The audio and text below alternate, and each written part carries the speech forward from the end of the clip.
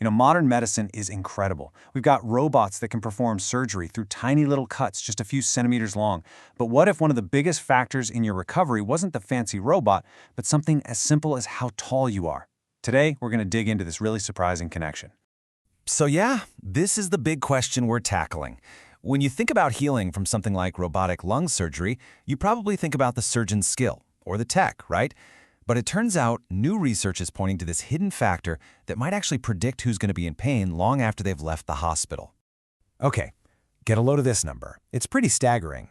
In a recent 2024 study of patients who had this exact kind of surgery, almost a third, 32.6%, still needed pain medication 2 whole months later. That is a huge chunk of people, and it really makes you ask, why? What's going on? And here it is. This is the headline finding from that study. After crunching all the numbers, the researchers found a clear statistical link. Shorter patients were way more likely to be in that group dealing with long-term pain. And that's a finding that kind of shifts our whole focus from the surgical tool itself to the patient's own body. This brings up a really fundamental question about all this modern surgery. I mean, if the cuts are so small, why is long-term pain still such a common problem? Maybe that term, minimally invasive, is a little bit misleading when you think about what's actually happening inside the body.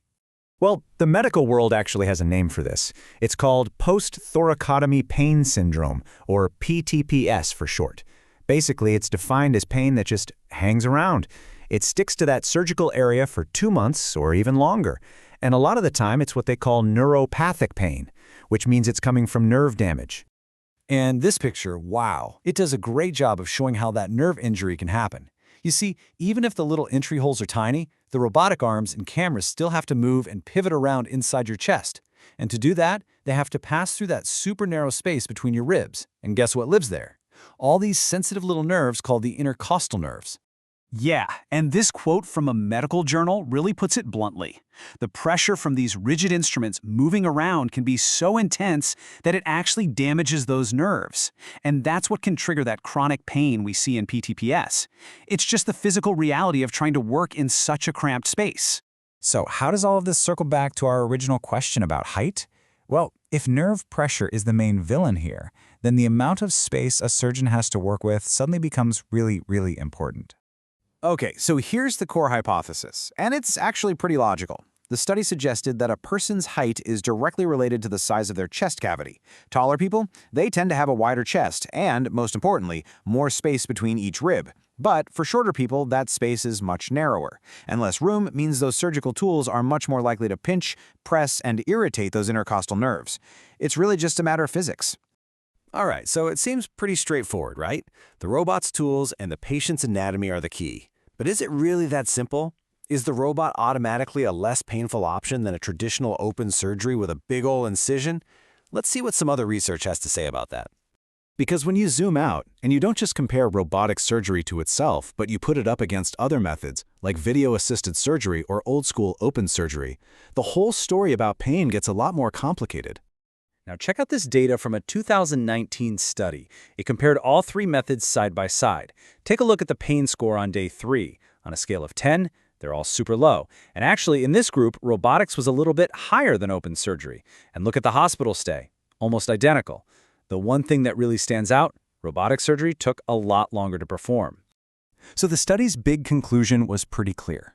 When it comes to the patient's actual experience of pain and how long they're in the hospital, there wasn't a major difference between the methods. And that tells us something really important. The tool itself, whether it's a robot, a camera, or a scalpel, isn't the only thing that matters for recovery. So, if it's not just about the shiny new tool, what's the answer? How do we actually reduce this persistent pain? Well, the research is pointing to a much more complete solution. A big-picture, team-based strategy for managing a patient's recovery from the very beginning to the very end. This diagram here really captures that idea perfectly. You see, fighting post-surgical pain isn't about one single thing.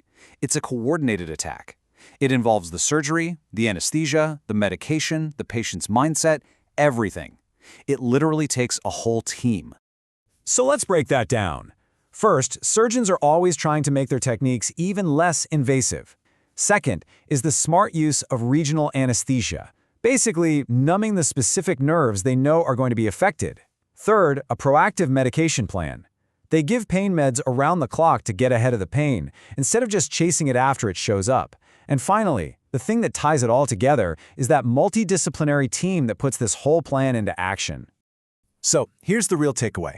While things like a patient's height can create certain risks, and advanced tools like robots are opening up new doors, the real game changer in recovery is the strategy. It's all about how the entire medical team comes together to plan for and manage that patient's journey, from start to finish.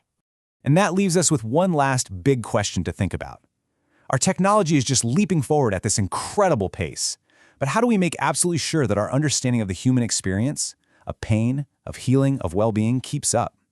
Now that is the real challenge for the future of surgery.